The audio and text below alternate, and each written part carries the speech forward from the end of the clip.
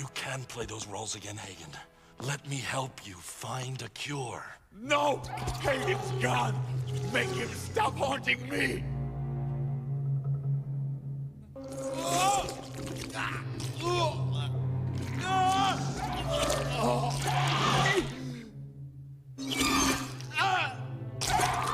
it! Stop it! Turn them off! I can't control it! I can't be all of them! Not all at once!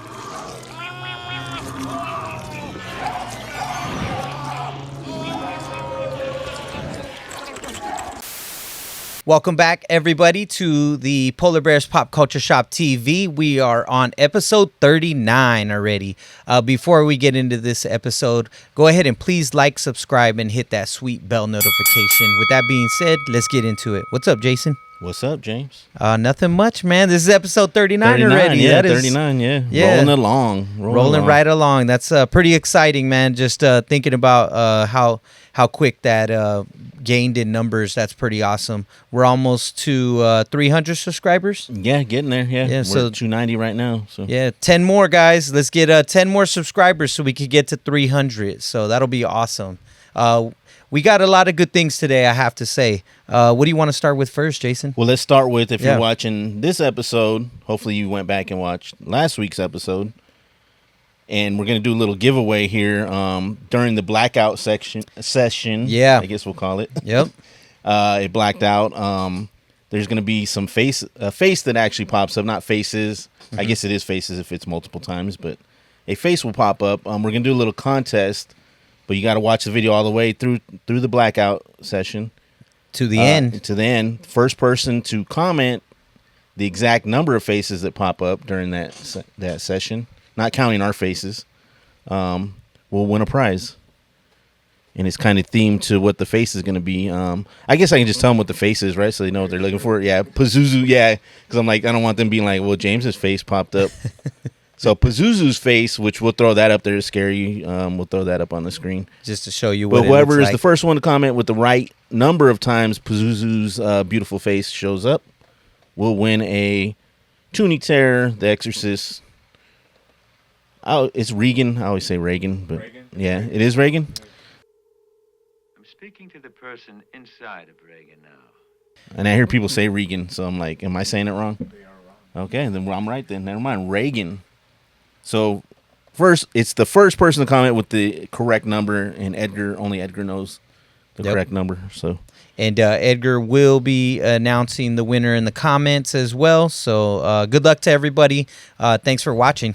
Yeah, we'll do it in the yeah. That's a good way to do it in the comments instead of waiting until episode 40 to reveal it. But yeah. So let's jump in though.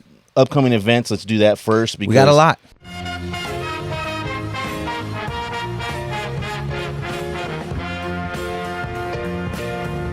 A new one that we're trying out, James and Chan will be at that one. It is Scottsdale's hosting it. Yeah. Rewind 90s night, I believe. Yeah, Rewind it is. 90s night. Yeah. Rewind 90s You'll night. be there too, just after the shop I'll be closes. there after the shop closes. But then I'm going to leave too because then I'm going to Friday the 13th. Oh, okay. Yeah. Viewing, but there's I'll a be lot there, of stuff. Yeah. That's 6 to 9 p.m. Again, we'll put the flyer up on that one. And then do we have anything before the day the Red stood still that you know of? Like I was trying to check the calendar. I think we're good.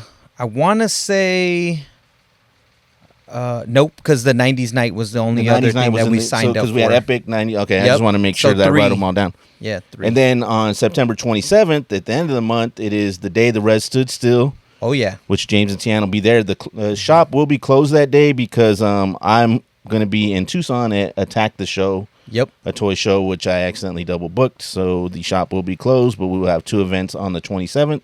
We'll put those up on the screen. And then we'll roll into October, but we'll get to that after we get through all these events. Yeah. So. Anyone specifically you're looking forward to? Attack the Show because I haven't been out to Tucson in a while. I would say the day the Red stood still, but I don't ever get to do that one. You and Tian do that one. You request to do that. We hoard that one. It's for anybody that hasn't been yet to the day the Red stood still. It is a horror-based show, really cool. They have a lot of art, like they did some like cosplay contests previously in the past. They have music. They have food, of course. That's my biggest draw. I'm just big into the food. Yeah. If it wasn't for the food, I think I would be a little bit more like, oh, Jason, go ahead and hit it, because Jason is the connoisseur when it comes to the horror shows. He's been doing them for quite a while. But that food gets me, man. Yeah. Yeah, it's really, really the food that drives me. Also, our friend will be there vending too, which is the I'm not sure if she'll be doing food, but it'll be the Remedy. Remedy. It is food. Yeah, they do food. They do different types of stuff. Yeah, I know Nika does like drinks, food, and maybe desserts. If I'm not mistaken, but definitely the fried bread and the dank drink, which is like lemonade, like different flavor lemonades. Those are amazing. So yeah, and that one runs till like 7. So that one I actually will make it there because the show in Tucson will be over like at 3. So I'll drive back down. I'm definitely gonna stop by. I just won't be vending there. They'll be vending. Yeah, Tian and James, which is fine. I do enough vending. I don't. You never know. We might need help. You never know. Yeah, I don't know. Yeah. I might be tired that day. Yeah. I don't know if I'll be able to help. But no, I'm definitely gonna check it out. Yeah. 90s Rewind, that kind of came up just out of the blue. A representative from Scottsdale came in and asked us if we wanted to participate. So we jumped on that just to give it a shot. I mean, some of these things you never know. If it brings us more clientele to the shop, why not? It's a Parks and Recs event. So, I'm sure it's a lot of families, a lot of, after curricular activities. So we'll see how it goes. And there was no cost really. We just donated some stuff. So it's worth a shot. Yeah, donated to their raffle. Yeah, it is worth a shot. We're always down to try new events and kind of see. And they did reach out. It's a 3-hour thing. I could be here while you guys do that, so it's not a big deal. And the marketing too. Who knows? Yeah, who knows how many people in Scottsdale haven't found us yet that we could touch base on and stuff. Yeah. So those are upcoming ones again. And then Tucson, I'm happy to go do that. I haven't been down there in a while. So good events coming up. Definitely go out, support your local events, so that way there's more, but ones we're not involved in. So Cult Classics is doing the Friday the 13th.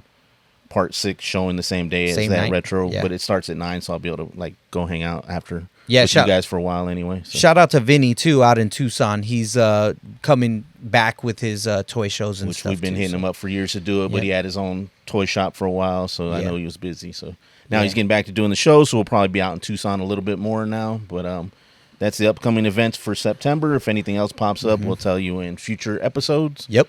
So that's what we got coming up. All right, we're going to jump into some show and tell. Show you some of the new things we got in the shop this week, as well as some old stuff that we just want to talk about because it's kind of cool. And we figure it doesn't get enough exposure, so I think that's what we'll start doing, grabbing some grails maybe on a weekly basis if you guys enjoy the segment. This one, fresh off the truck, Thursday. It is the Mondo 1/6 scale Clayface from the Batman the Animated Series. We'll throw some pictures up, to show you. This is just the box, just to show you we got it in.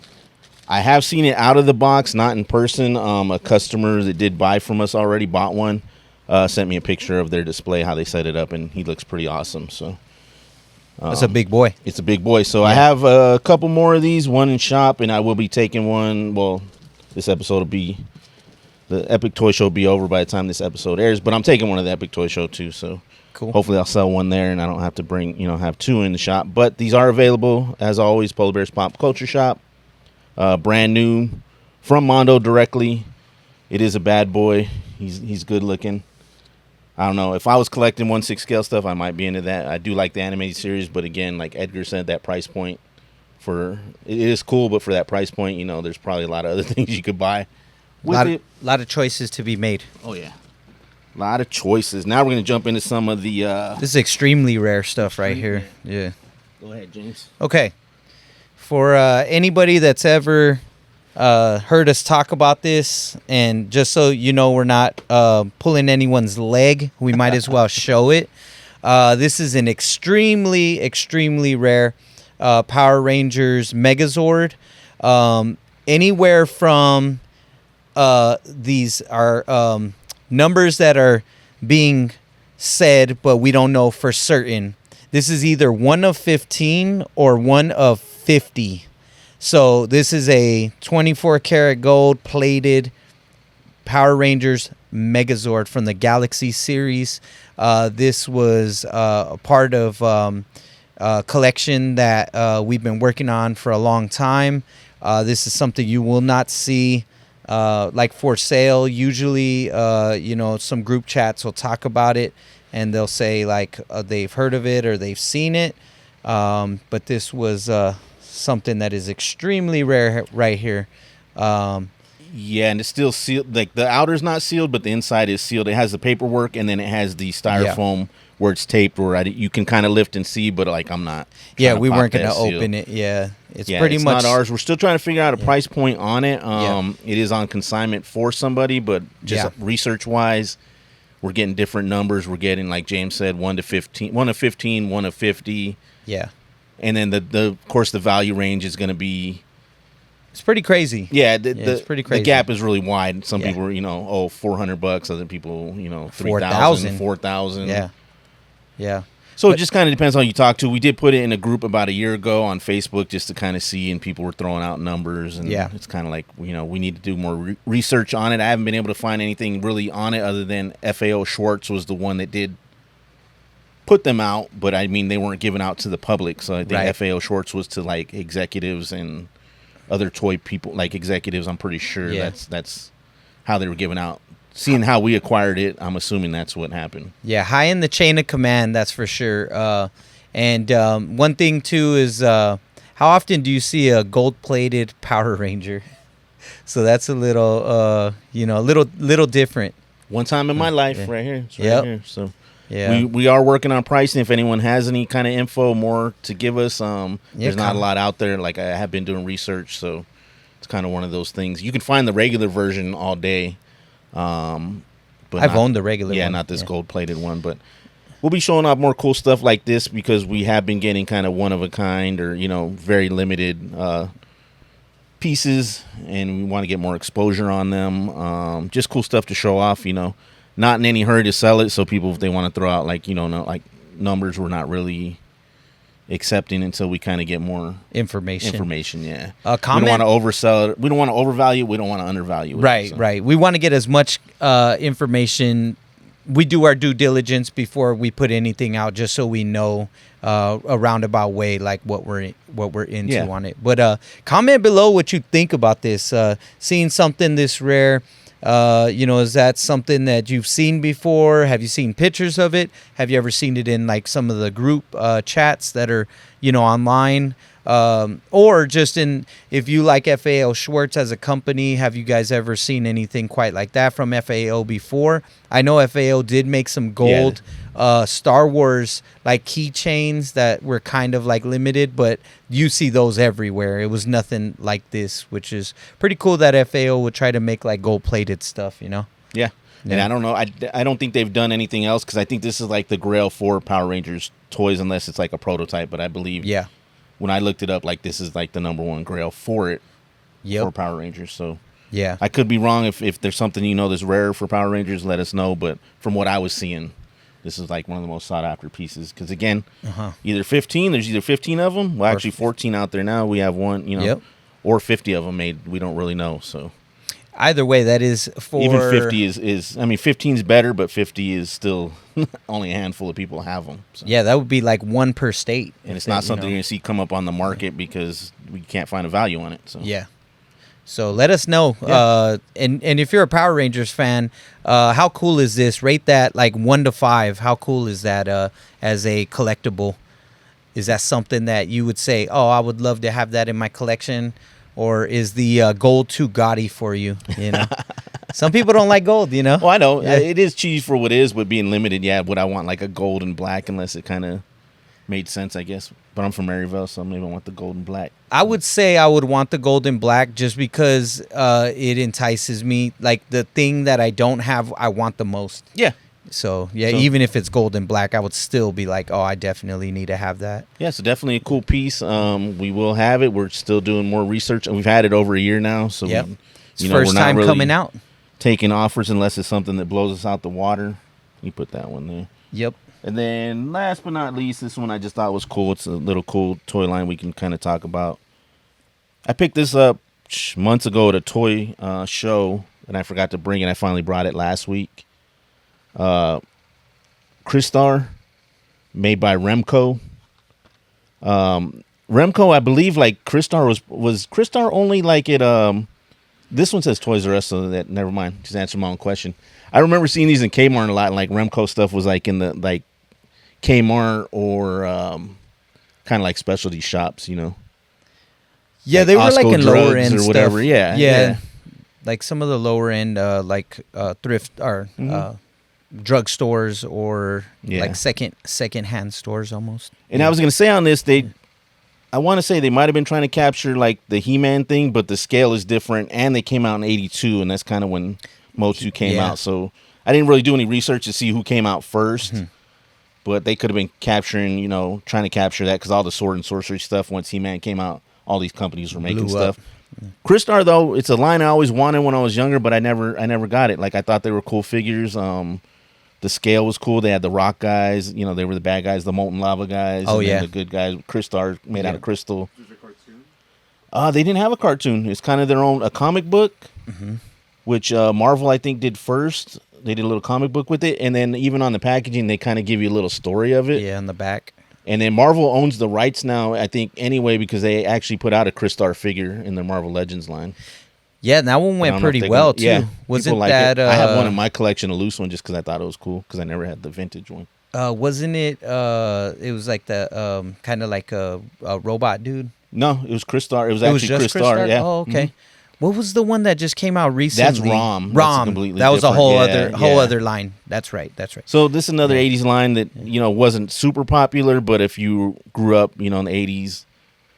You know about Crystar, yeah. Like I said, I remember it being kind of at Kmart's, but apparently Toys R Us had it too, because Remco was kind of, even though they were decent sized company, they weren't like the Hasbro's or Mattels at the time, so they were doing similar like knockoff type stuff. It'd be their own thing, but Remco kind of had, when the wrestling they had AWA, they had like the the lower end like wrestling associations and stuff. They couldn't even get WCW like back then.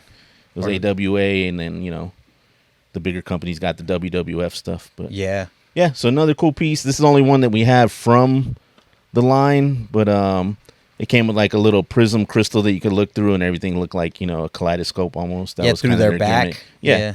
Like 6 points possibly of fully articulated. It says, no, it's not.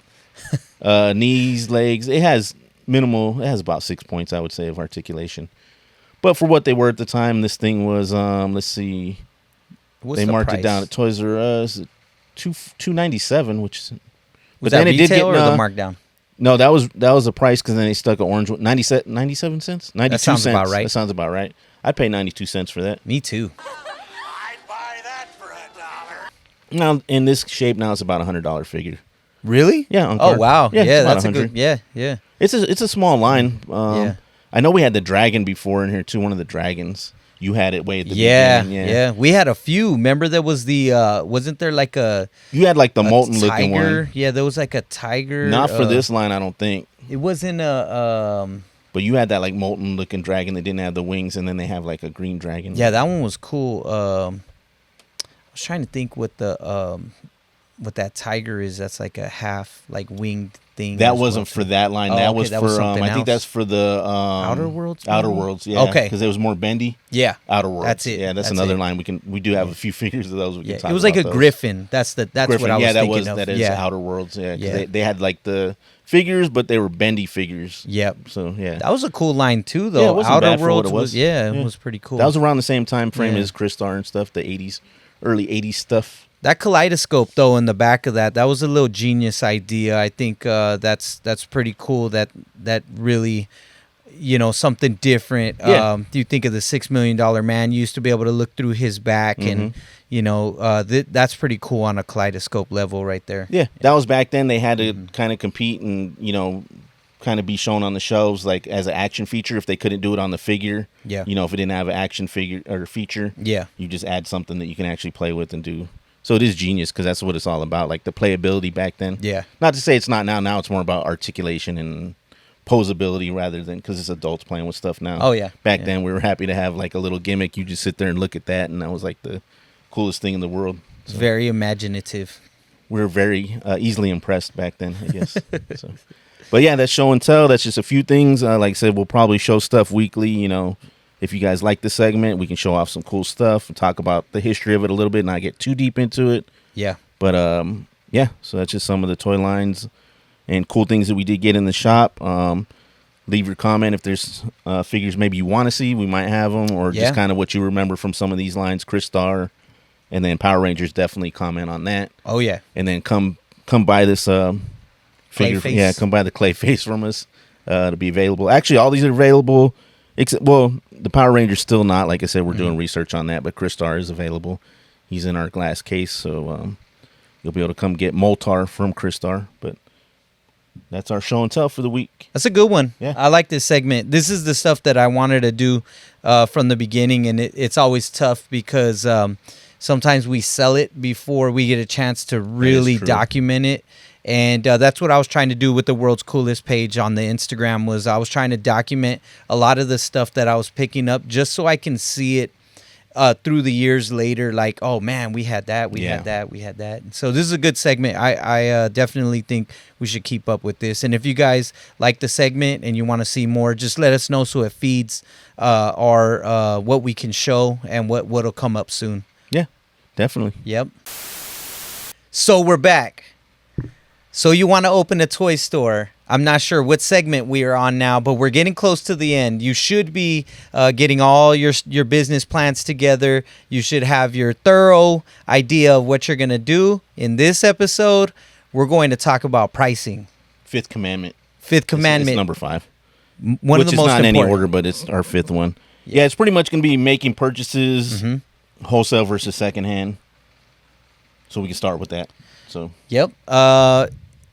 When you sign up for your business, you will be issued a tax ID license.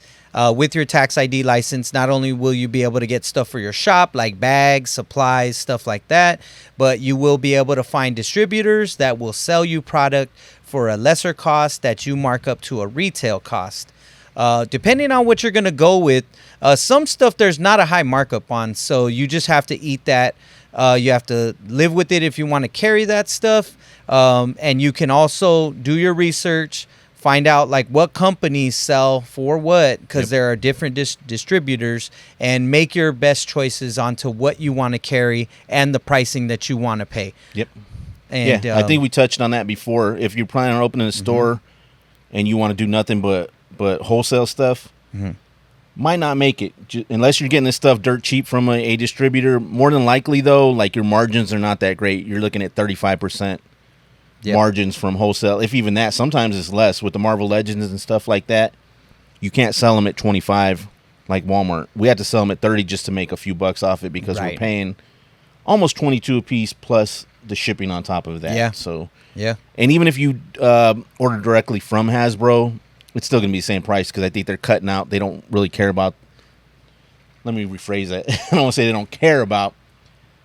You're not giving them, millions of dollars like in purchases, so they're really not going to give you that big of a break either. So just because you go directly through them doesn't mean you're going to get like a big, discount. Actually, it's the same price as if you go through Entertainment Earth. So I just go through them since I already order other stuff from them. Yep. But like James said, do your research on that. There are different wholesalers for different things. Depends on what you want to sell. Imports are going to be a tough one. You can't go directly through Bandai unless you're like a huge company. Like you have to go through these other companies that are kind of the middleman, which of course they're already marking it up a little bit too to get their cut. And then you got shipping and all that. You got Hobby Link Japan. We use them. You're going to get it a little bit cheaper than what you can get it in the U.S., but then you got to factor in shipping and all of that. But 9 times out of 10, they're going to have the stuff. So. In stock. So there's just, and you're going to wait a little longer to get it too. But keep all that in mind. Even now with tariffs and all that, you have to navigate around that now too. So the price of things will change by the time you pre-order it to when you get it. And we've talked about that before about, that goes into pre-ordering for people, which we don't do anyway. We didn't do it before just because distribution's a little wonky. You don't want to go have somebody pay up front for something, and then you don't get it till A year later. yeah, or whatever, 2 months, 3 months Yeah. after other people are already getting it. People are going to be pissed, and want refunds and stuff. So we don't even deal with that. Yep. I'll tell you if we ordered something, yeah, well, we're getting a couple cases of this or that. When we get it in, definitely hit us up. But we do not do like pre-orders for people. Yeah, our bread and butter is the since we're like a mom and pop shop, we post that we buy, sell, trade on our all our advertisements. So on the storefront, we got the buy, sell, trade. On our social medias, we got the buy, sell, trade. On our business cards, all that goes out to the people, and we rely on the people to bring us stuff in. So we look for big collections, our regular everyday today trade, which if new product comes out, if you played with a toy for a while and you're ready to exchange it in for something new, those are the best opportunities for us to really restock and get stuff that we normally maybe wouldn't get, or maybe something that's we don't want a high number of. We just want a couple like pieces for the shop. And speaking of buy, sell, trade, our formula for it, everyone is different. I'll let you talk about the formula, but I think your formula is what will keep you in business and people coming back for more of the buying, selling, and trading. Yeah, be transparent. Yep. Try to be as fair as you can. That's what I tell people. I'm trying to be as fair as I can, but again, I need to make money. And then we were just talking about it off camera. We were going to bring it up. What do we always tell people? The first thing.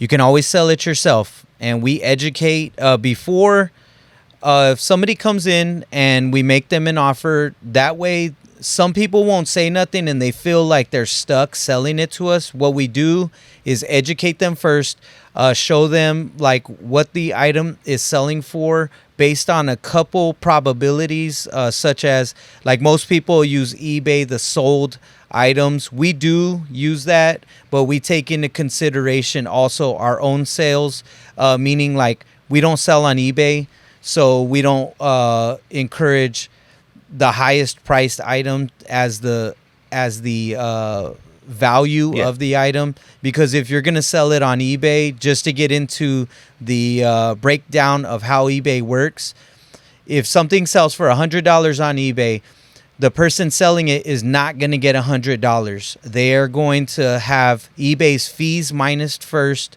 You still have to ship it.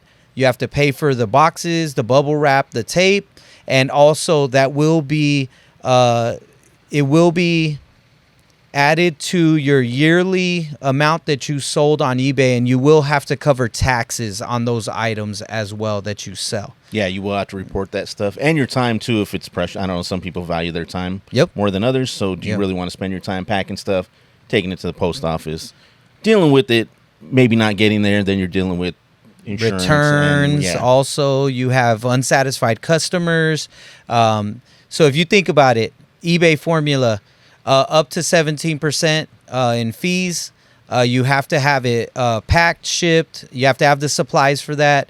The shipping and everything will be purchased, or if you do free shipping, it'll be up to you to pay it. But most of the time, your customers are going to pay for the shipping, and then your taxes at the end of the year. That's one way of doing it.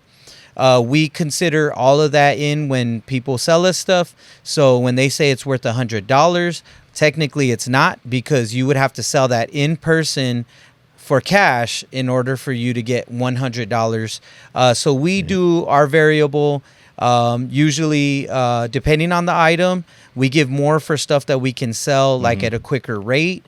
Something that's going to sit, if we want the other stuff in the trade, we'll take it, but that is going to get a little bit less of value because we're going to sit on it. We're pretty much going to store it in the back. If we're lucky, we'll get the sale on the item. If not, we just discount it anyways just to get it back out, because we don't want to sit on a bunch of stuff that's not going to move, taking up space when we can be using that space for stuff that's going to sell. Yeah.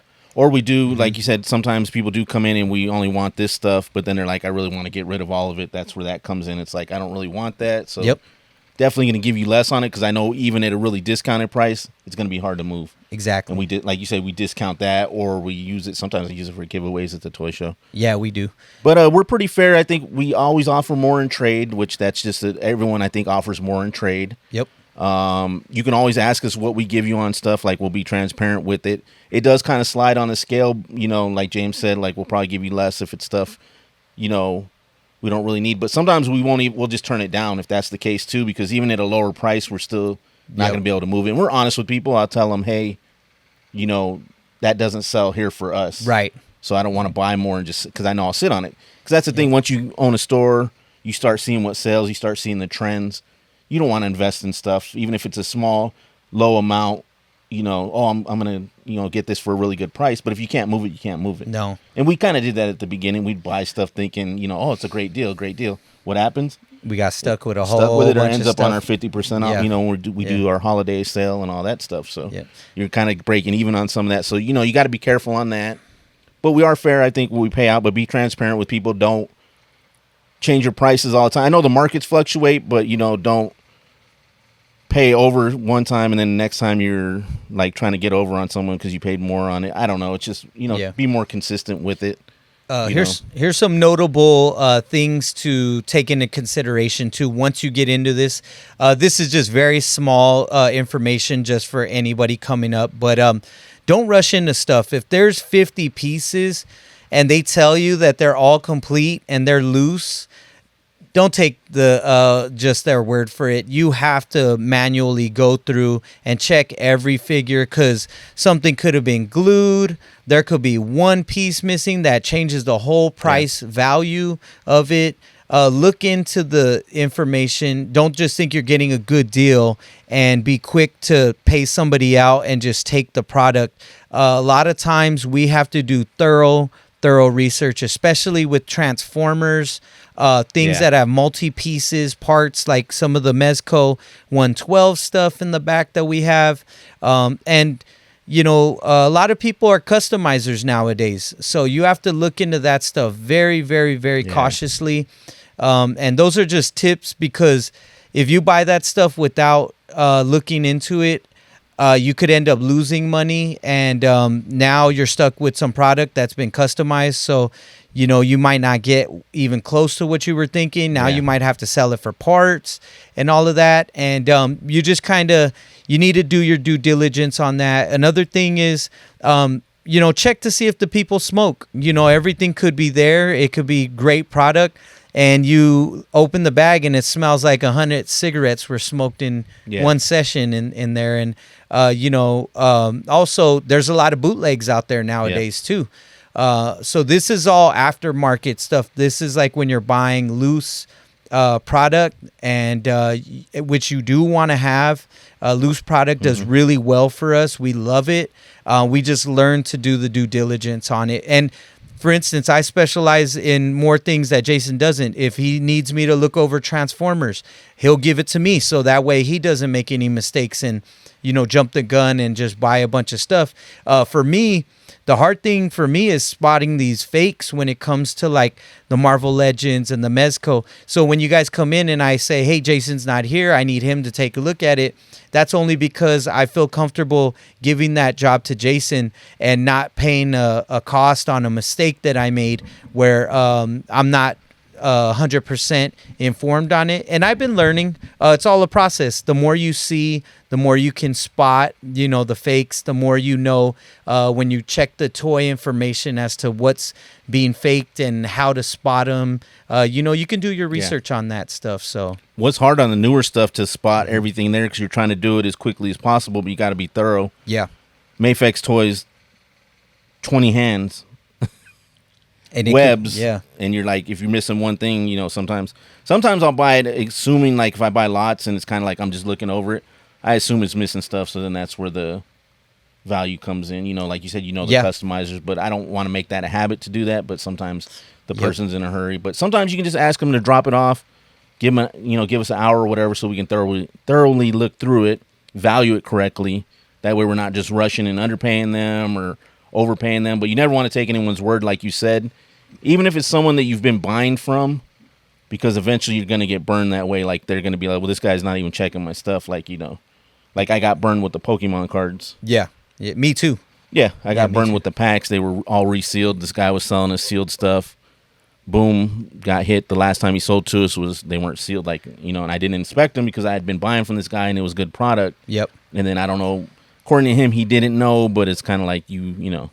Yeah, and I bought What's going on? some fake Pokemon cards, and we were fairly new to the Pokemon game, and the customer was a regular customer, and I don't think he knew. I don't want to assume that He was a trying kid. to. I Yeah, don't think he knew. He was a younger kid, and he wanted to trade for a Star Wars item, and I was kind of just like, taking simple precautions, like looking at the edges, making sure nothing was damaged in the sense of playability, that they were still like in really good condition that way. And then we priced them, put them out, and one of our other good customers told us that they were fake, and we had to pull all that product back. Yeah. And then of course when the kid came in next time, educate him, and he was he didn't know that they were fake, so you can't really fault it. You just have to take it as a learning experience and kind of move on. But we've both had our experiences with just not knowing enough and taking in something that we were not ready for. So I think this is one of the most valuable lessons, like we said, because when you get into buying and you don't know, G.I. Joe, just to go a little bit further in, G.I. Joe, they make weapons that are very brittle. You could be missing the tip of a gun or like something very, very minute. And they bootleg a lot of Star Wars vintage weapons now. So if you're not checking them, because the old way you used to be able to check them is put them in water and they would float.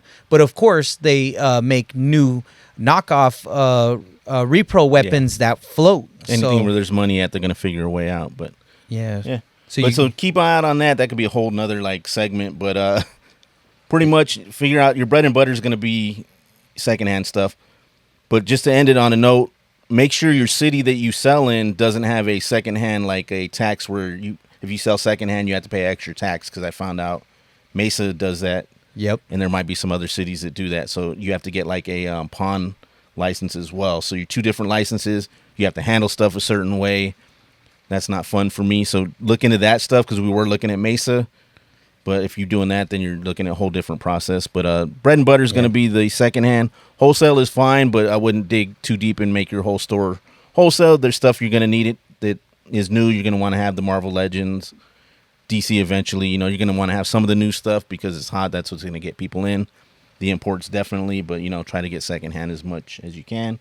But be careful with what you're buying secondhand. And once again, put your money in your advertisement. Advertise that you buy collections. Advertise what you're looking to buy and put it out there, and people will come. That's the cool thing, is that once people get the word out that you buy and that you're a pretty honest purchaser when it comes to like the value that you give people, that would be one of our best attributes, is that we are fair, and that we a lot of times we'll talk openly about what we're pricing, how we're pricing it, and we've got some really cool collections just based off of that, where they could have took it few other places, but they brought it to us because they felt like we have been the most just good business, you know. Because we tell them, sometimes we'll make an offer and they're like, oh, I'm not sure. And I'm like, you can shop it around if you want. What do? They'll usually take it, and 9 times out of 10, not every time, but they come back and they like, yeah, you're right, so-and-so offer me this, and that's fine too. We're not upset when you don't accept our offer. It's like, this is what we're going to pay, if you accept it. If not, we'll move on to the next thing. We'll buy the next thing. It's not for us. So, but that's just good notes to have. We can go on all day probably about this, but we'll kind of cut it off here. Yeah, we'll save it for the next time. If you have questions, if you if you have maybe some ideas of what you've been thinking of doing, and these questions bring up some, these talks bring up some questions that you may have, you can always feel free to reach out to us too. Yeah. Comment if you've had a really good trade-in with us, and share some of that with some of the people. Yeah. Cool. Well, that being said, let's close out episode 49. 49. All right. Sure. Episode 39. All right. So 10 more to go, guys. 10 more to go. Yeah. And then, like James said, make sure you give us a like and some follows so And remember the contest. So once you see the next episode airing on Monday, count up those faces. Be the first to give the correct answer. And Edgar will surprise the winner who wins with this gift right here. And you'll just come pick it up at the shop. Until next time. Thank you, guys. Peace.